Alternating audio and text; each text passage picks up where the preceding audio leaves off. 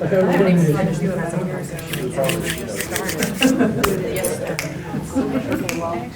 found the second time we did. Let me just say that the private sessions are at our home in Plano, not here. So if you have a private session, you'll need to get the address. You know, What's the address again? well, I'll give it to you. But Okay. I'll get a handout. Okay.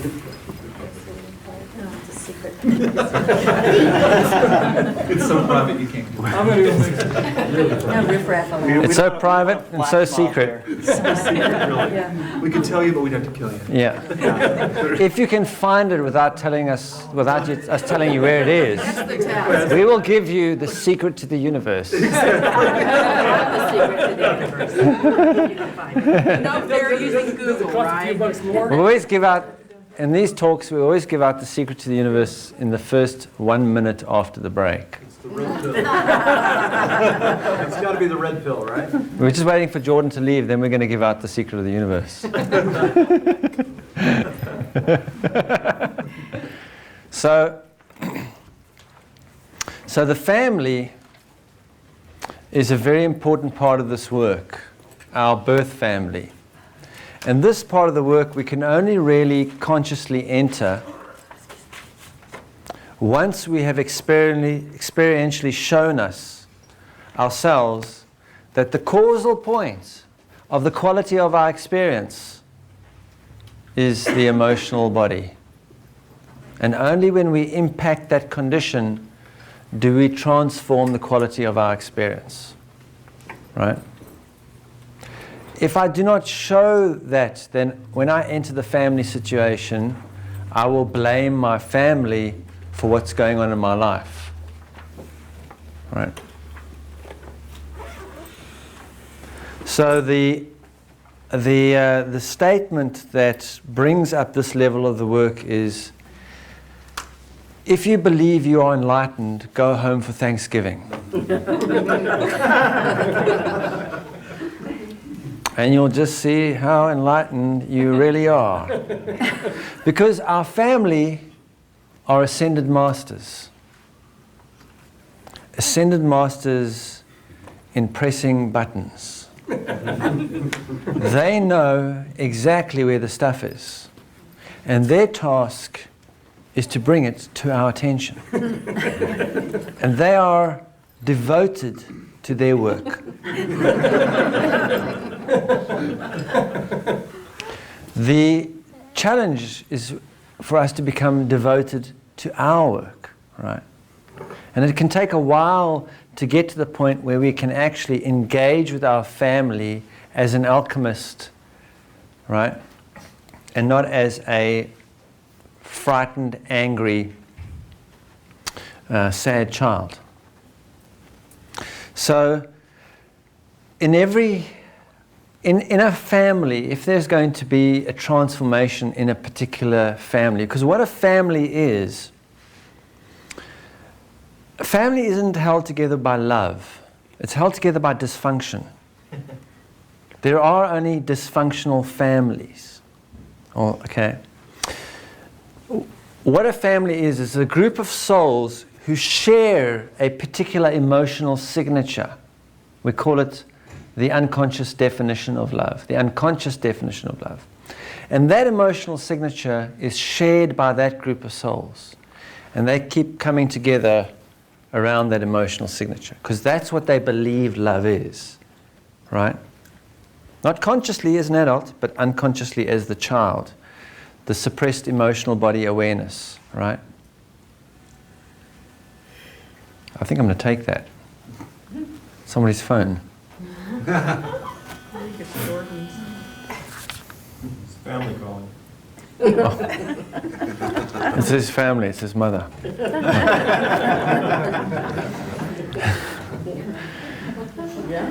not my cell phone. So, there is an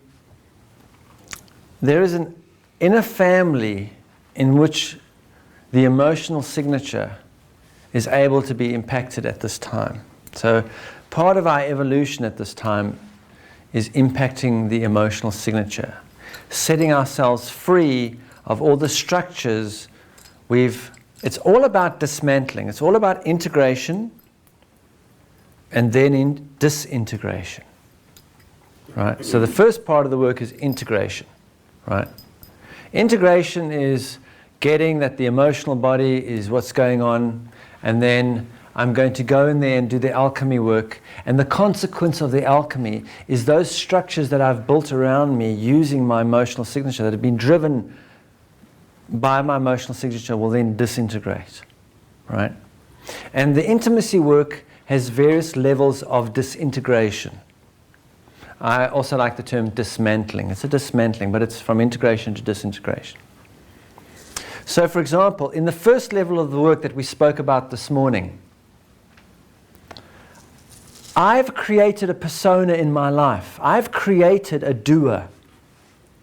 Because my being is not valued, right? I'm going to do something so that I may be valued, so that I may feel better about who I am and what's going on. And so I create a persona who's a doer, who's made up of acts, and I bring out those acts and perform those acts in order to get what I need and want. That's my reactive behavior. And I create this person who's not even real.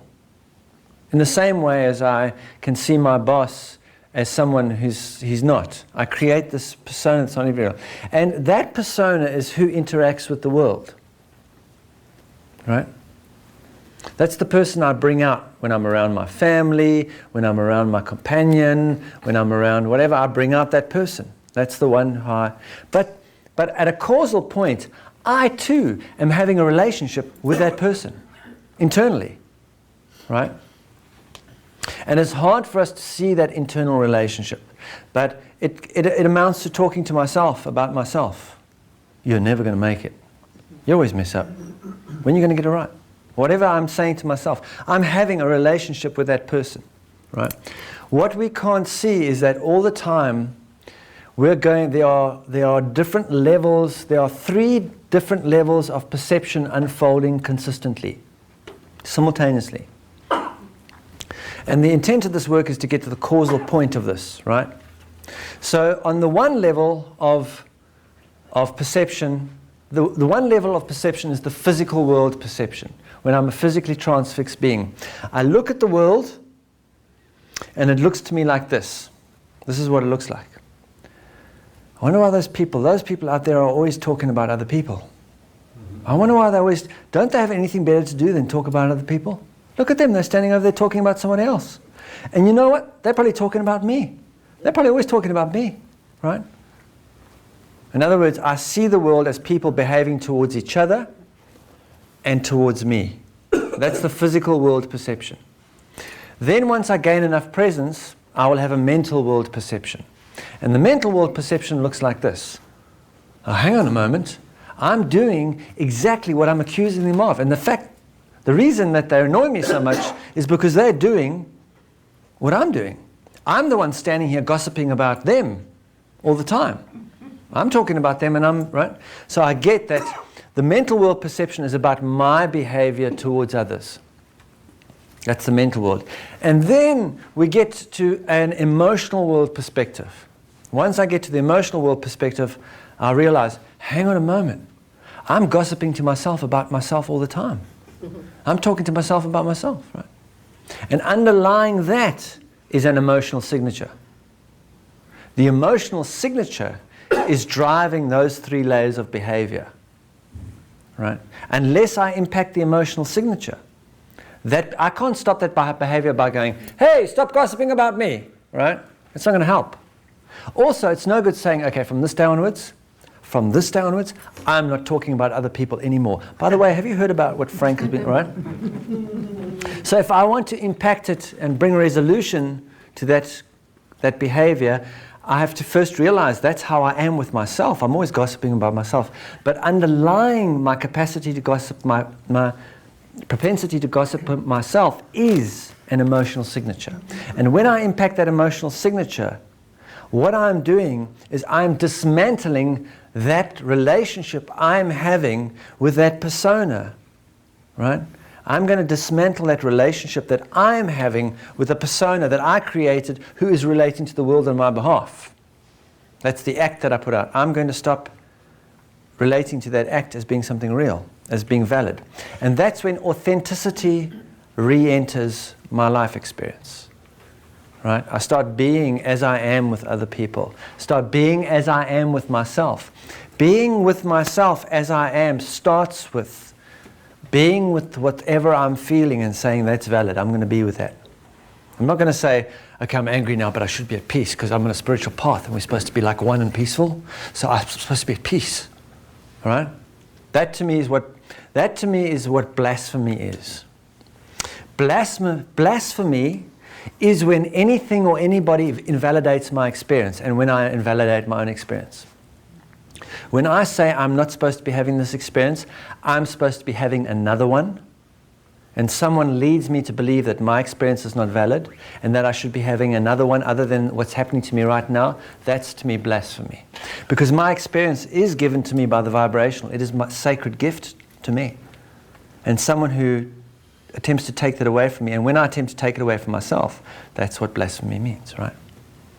So the first level of the work is to dismantle my relationship with this persona that I made up, or that I manufactured, so that I could feel safe and get what I need and want in the adult world, right? The world of doers. The second level of dismantling, is the clue of that is given to us in that quote from the Gnostic text, which says, I do not come to bring peace to this world. I come with sword, fire, and war. I come to cleave father from son, etc., etc., etc. Right? I am going to come and destroy your family. Because the family that you have, your birth family, is not the true family. It's a family that's manifested out of an emotional signature. It is a structure that maintains that emotional signature. And all it will ever accomplish is to maintain the emotional signature. Because it gives rise to children who have that emotional signature inside of them. They are then only attracted, what we think of as love and romance, is actually a deep attraction, a recognition of the emotional signature, my unconscious definition of love in another. And so I get together with that person, we share the same unconscious definition of love, and then we have children and pass that on, and so it maintains the emotional signature. Right? So the next level of the work is dismantling that inauthentic family so that we can re-enter our authentic family, which is we're family. We're all family, right? If love makes us family, then we're all family. But it's not love that makes people family in their birth families. It's actually fear, anger, and grief is why people cling to each other. And we want to see that in ourselves, right? So we're moving from the authenticity to the integrity, right? And remember we said integrity is related to structure. How sound is the structure? What our family is able to do in a very clear way is communicate to us the condition of various aspects of the heart. The heart has various attributes to it. And when we're out of balance with our heart, those attributes are out of balance. And the family represent those.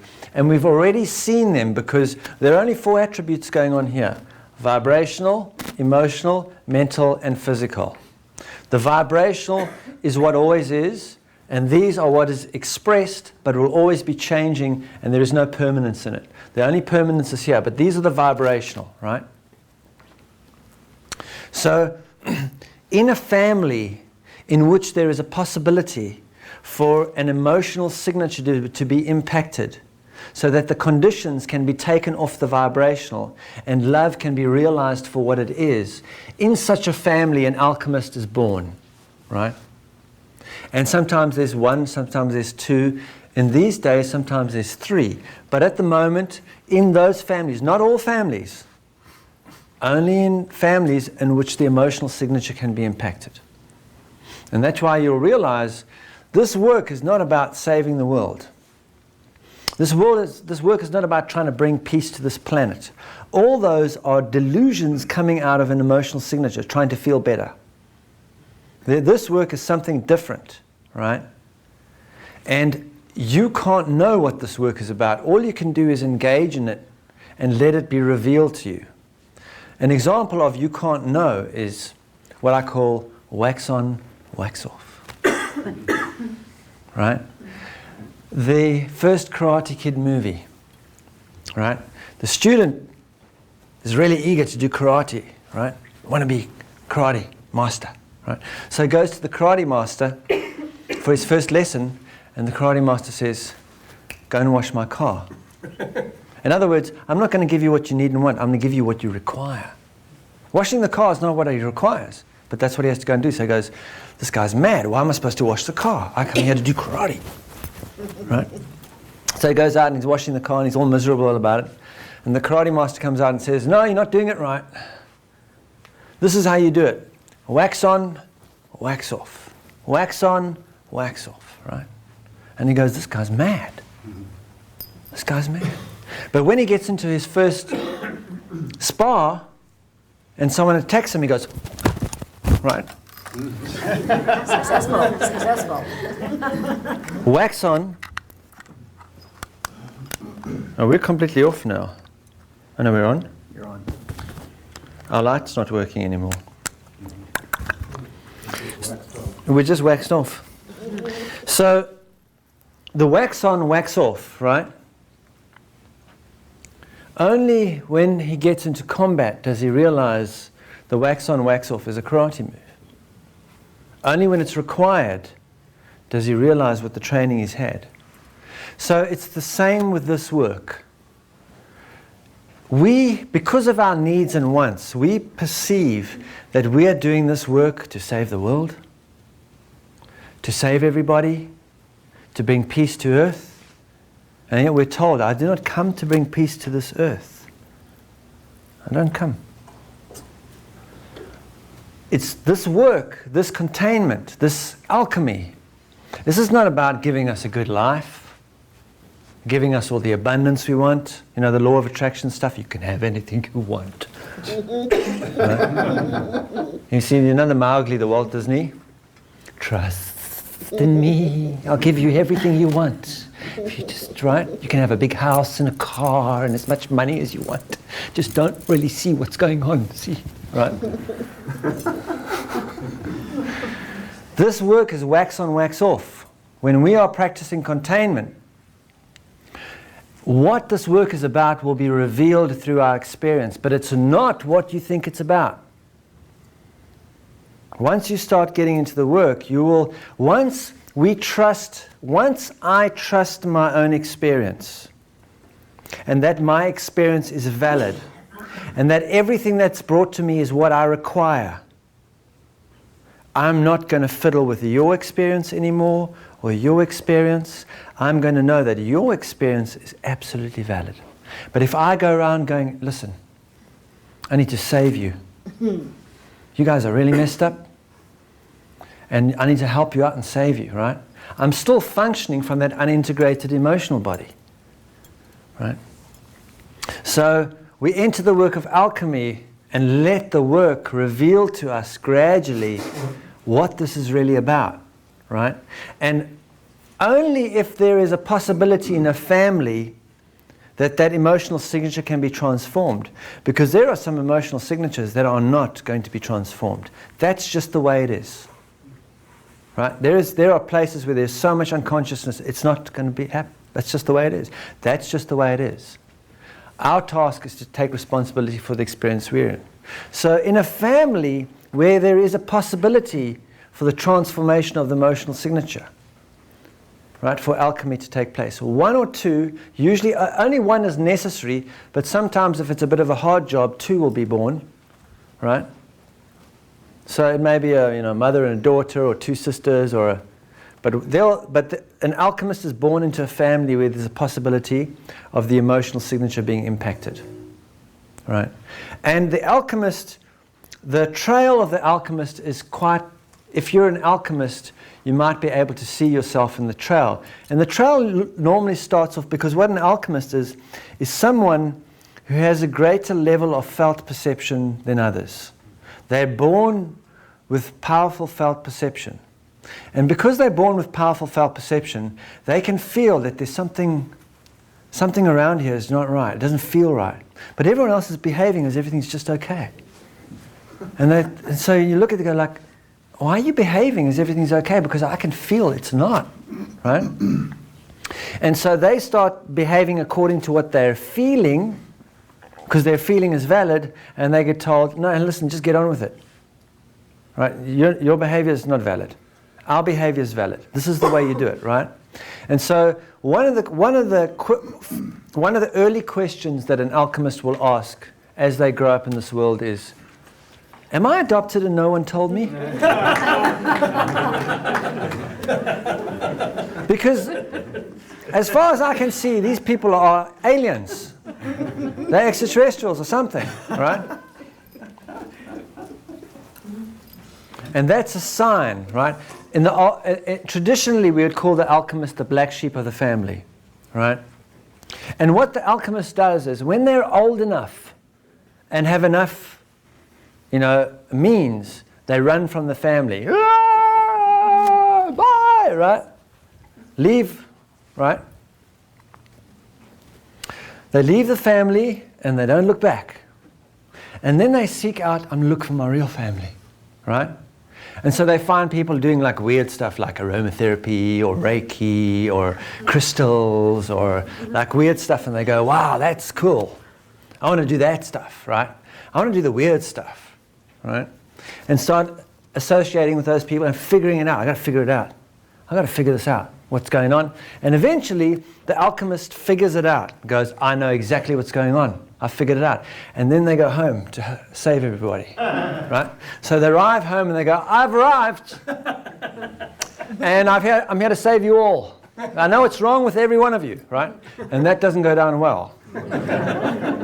That's the Thanksgiving dinner that reveals that the Enlightenment was false, right? There was no enlightenment, because you arrive there and you just get triggered, right?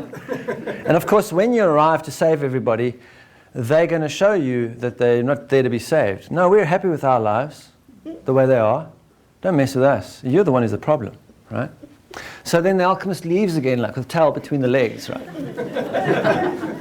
And now the work can really begin. Because it's not about cleaning the mirror so that you can get rid of the pimples. The family is the mirror. It's not about moving the radio around the room so that you can change stations, right? The family is a frequency that is being shown to the alchemist.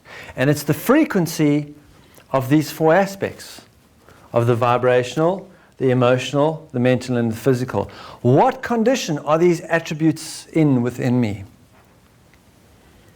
According to my emotional imprint, according to my perceptual framework, what condition are these in within me? I can't see it. It's very hard for me to have insight into those different attributes. But all I have to do is look at my family. Because the father is the vibrational. The mother is the physical.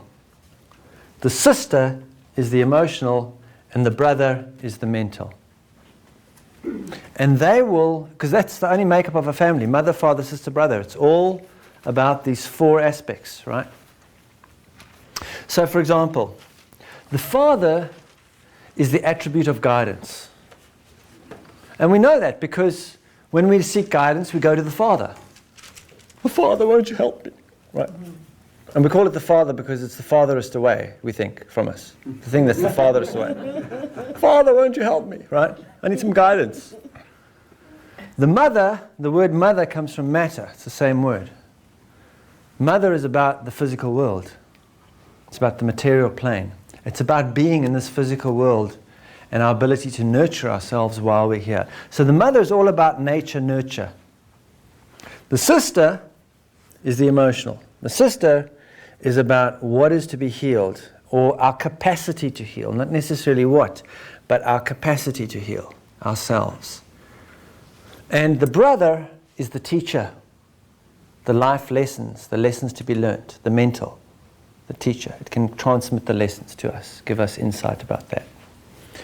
Now, when I will not accept my own guidance to be valid, if I do not accept my own guidance, which my not accepting my own guidance as valid comes out of an emotional signature, the condition of my emotional body, that causes me to enter behaviors that portray my belief that guidance has to come from somebody else. Someone else knows what's true for me. I do not know what's true. So I'll go to a priest or a politician or a profiteer or a parent, any one of the P's. I'll go to them for guidance, right? While that is the case, I will be in a state of dissonance with my birth father, whether they're still alive in this world or not. I will be in a state of dissonance with my birth father.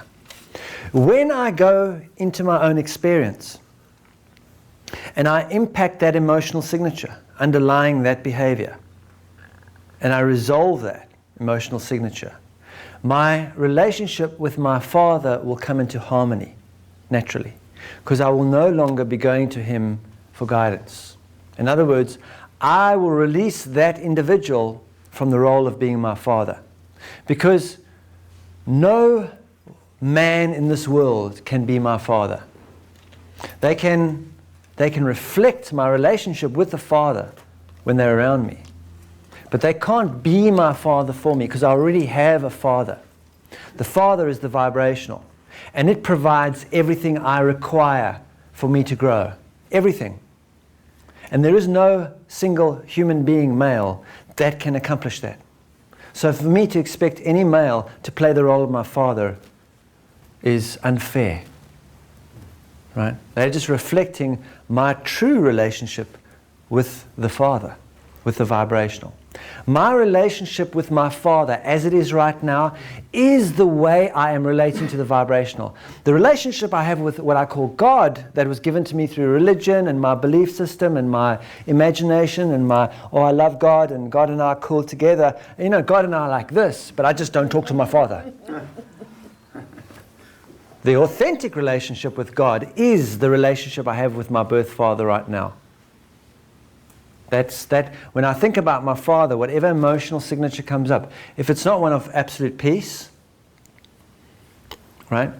If there's fear, anger, or grief, that is my true relationship with God. Right? And that father, that birth father, comes to reflect that so that I can go in and integrate that.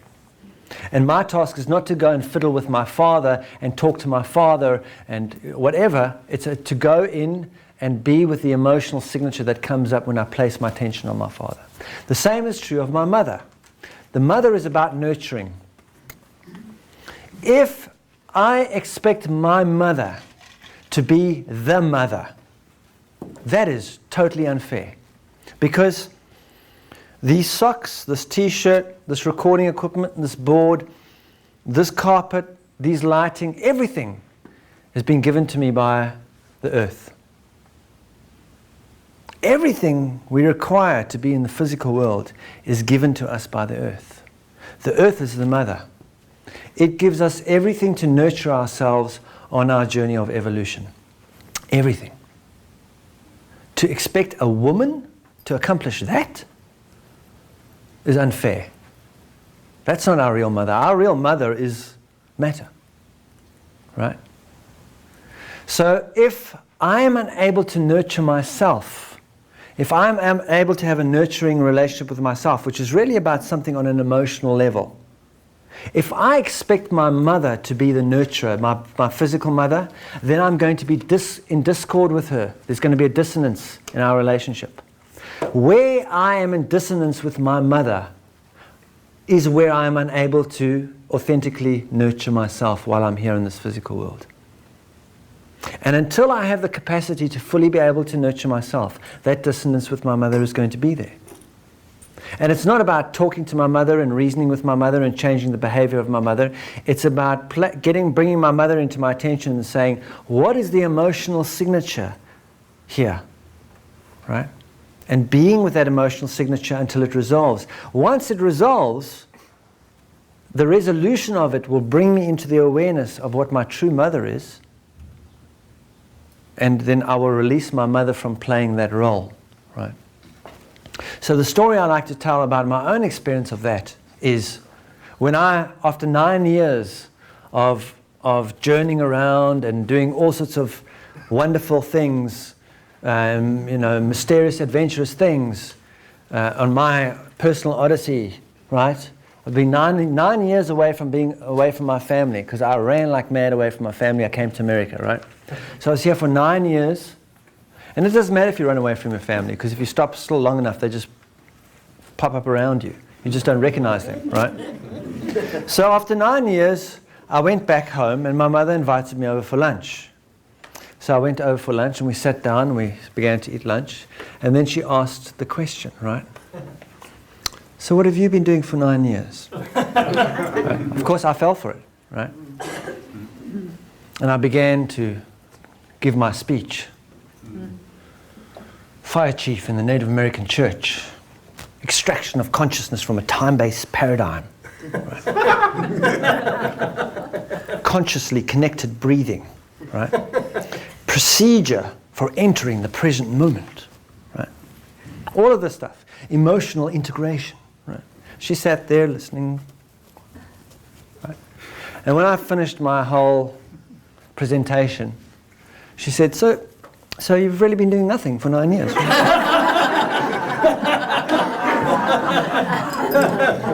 And in that moment, I just died, right?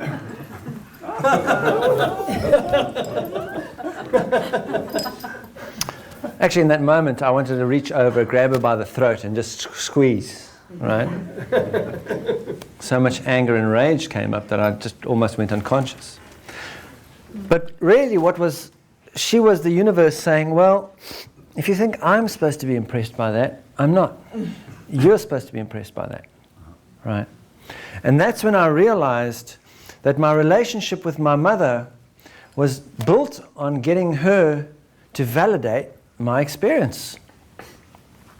I was getting to her emotionally validate my experience.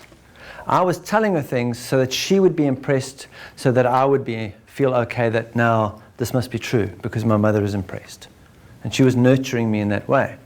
But my mother's always been on track. She's always refused to do that, which enraged me about her, right? You never support me. You never tell me how good I am. You never look at what I'm doing and tell me and fuss over it. You never do that, right? Which is she's doing her job. Because I'm supposed to do that.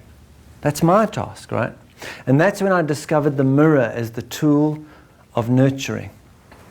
That I can use the mirror to nurture myself. Because I had a profound insight about the mirror. That when I look in the mirror, there's a part of me that doesn't know it's me, a mirror. It just sees someone else looking back. And that part of me, whenever I'm in front of a mirror, is watching how that person behaves. Right?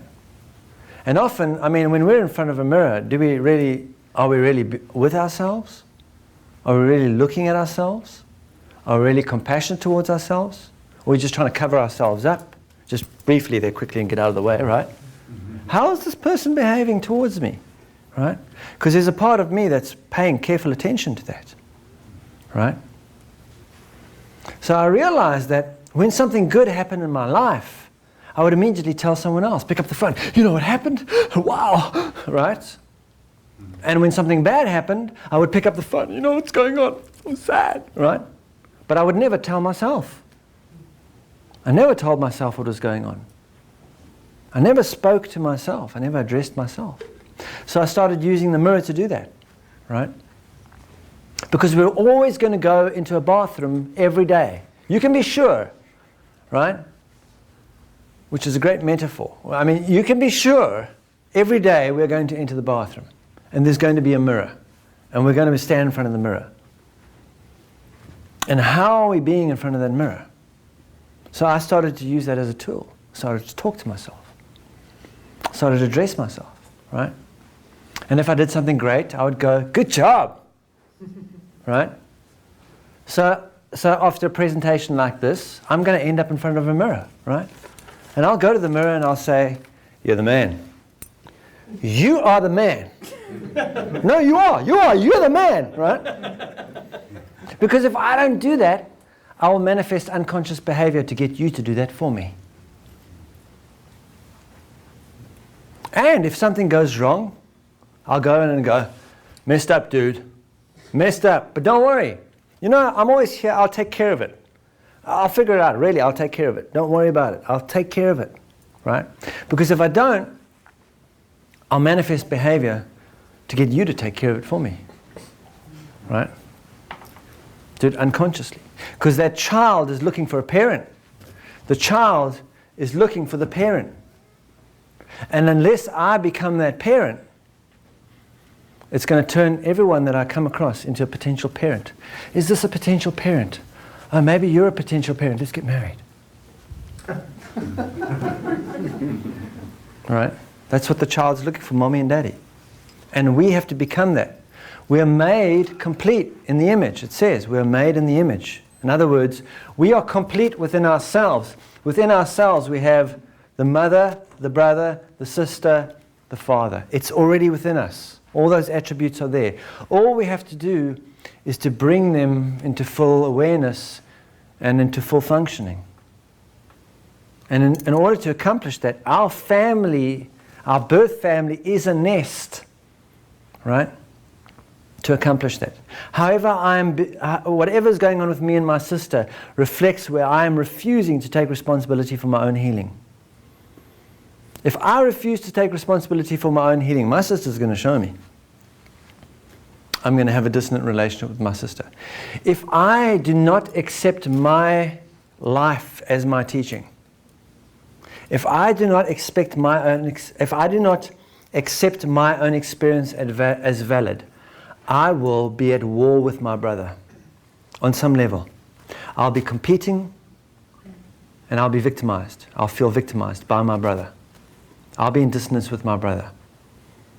In this world, we do not accept our experience as valid. Religion robs us of that opportunity.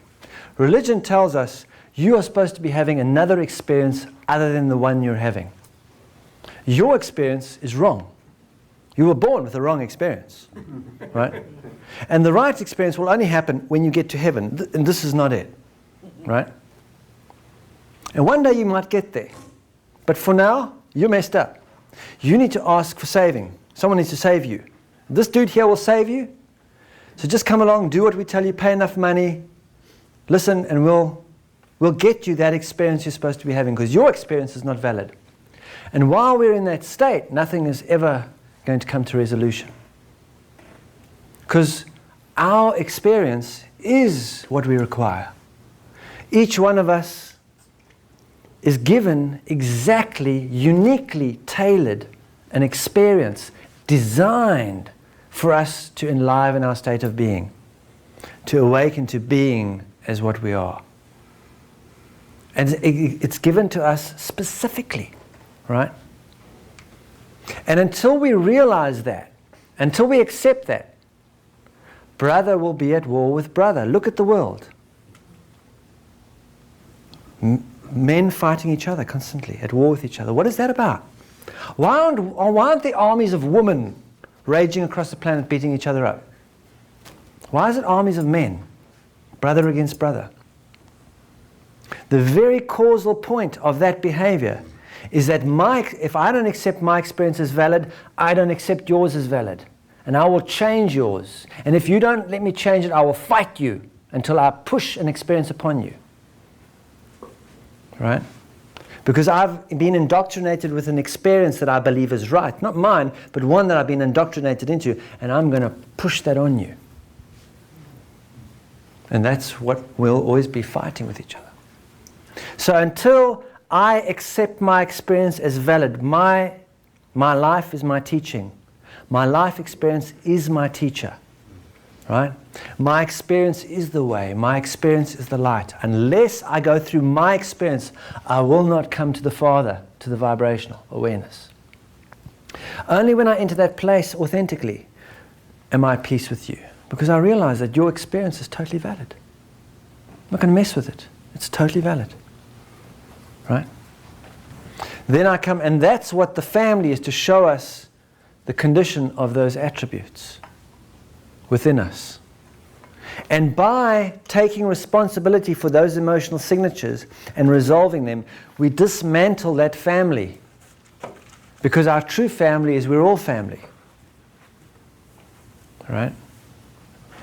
We're all family. This adult, the family that comes out of the adult mentality is artificially manufactured. It's manufactured out of the emotional signature. You will not read a sacred text anywhere on this planet that says, and God created the adults. Only the children. Right? Just children. Adults are dead children. You already died. No one told you. You don't have to die to go to heaven, you just have to rest in peace and realize it, right? We even write it on our tombstone, rest in peace. Maybe this person will rest in peace. But it's not going to happen for me because I've got to die first. I'm not dead yet, right? But if we die every day, if we learn to go through that alchemical experience that takes us into the death experience and die every day, then we can rest in peace, right? Not only do we rest in peace, but through that death, we resurrect the awareness of the vibrational and stop trying to make what is already created and rather enjoy it and express ourselves within it, right? And play amongst it as children do, instead of trying to use it to do something so that I feel better, which are really annoying children, right? So the family part of the work is really, really important. It's a really crucial part of the work, because until we enter the family part of the work, whatever we do, whenever we're attracted to someone, which is the next level of the work, we're going to do the family work upon them. Yes, we are going to look at stuff related to family when we're working one-on-one with another human being consciously. But the intent of coming together with another human being is not to resolve my mommy and daddy issues. It's not about turning this person into my mommy and daddy. It's about setting this person free. It's about intimacy. The family work is the integrity. What it enables us to is establish the structure of the family within us. To establish the structure so that it's sound. So that I have integrity. So that I'm not trying to use you as my mother and father, or try and manipulate you to heal me, or manipulate you to have another experience. All that becomes sound, that integrity is sound. Now I've done the integrity work, now I can enter a different level. Now I can enter the intimacy work, really like the bottom of the barrel. Now I can really deal with the shit, right? The real bottom of the barrel stuff, right? And that's what we come in together with another human being to consciously do that work. That's the bottom of the barrel stuff. And before we do that, we should probably have lunch.